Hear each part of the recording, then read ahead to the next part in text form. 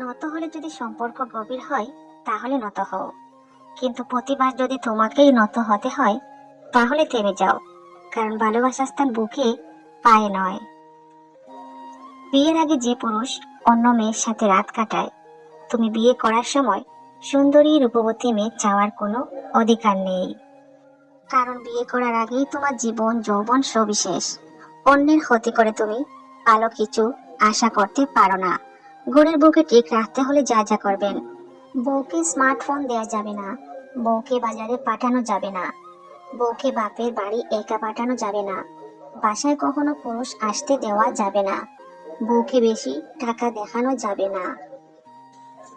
তুমি সেই নারী যাকে আমি এতটা ভালোবাসি, তুমি সেই নারী যাকে আমি হারানোর এতটা ভয় পাই, তুমি সেই নারী যার জন্য আমি এতটা পাগল, তুমি সেই নারী যার মাঝে আমার ভালো থাকার কৌশল আছে, তুমি সেই নারী যাকে হারানোর ভয়ে আমি বাচ্চাদের মতো কান্না করি।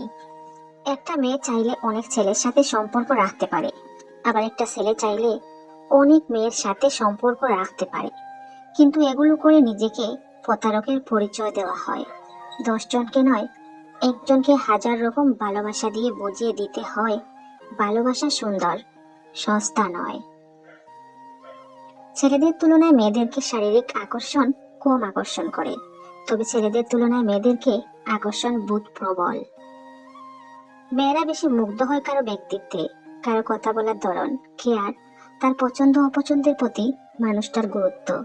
এই ছোট ছোট বিষয়গুলোই মেয়েদেরকে বেশি মুগ্ধ করে। একটা মেয়েকে জিজ্ঞেস করেছিলাম, তুমি তো তোমার ভালোবাসার মানুষটাকে বিয়ে করতে পারো নাই, কেমন কাটে এখন সংসার? ওকে মিস করো? একজনকে মনে রেখে আরেকজনের সাথে সংসার করতে কেমন লাগে?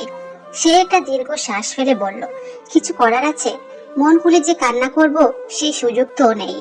আমার মনে একজন, তাকে মনে রেখেই সব করতে হয়।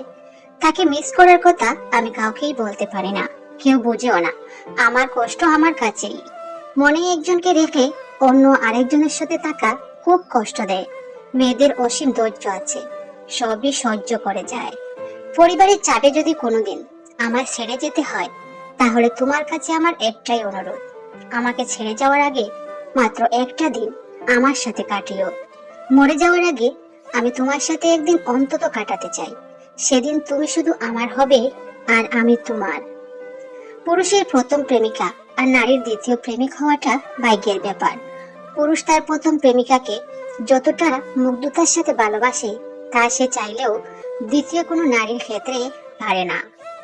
আর নারী দ্বিতীয়বার প্রেমে পড়ে খুব ভেবেচিন্তে, যেখানে ছেড়ে যাওয়ার আশঙ্কা কম। প্রতিটি ছেলের জীবনে এমন একটা মেয়ে দরকার যে ঘুম নষ্ট করবে কিন্তু পকেটের টাকা নয়।